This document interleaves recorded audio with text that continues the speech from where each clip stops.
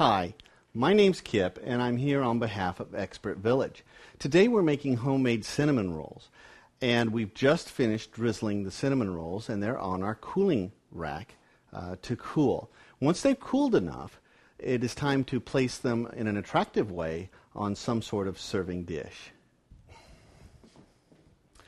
The cinnamon rolls are a great dessert to serve with coffee at midday, with brunch, a get-together with friends. And so I like to serve mine with just a slice or two of orange.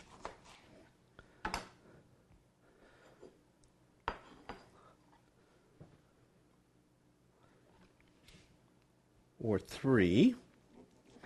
Might look nice. A cinnamon roll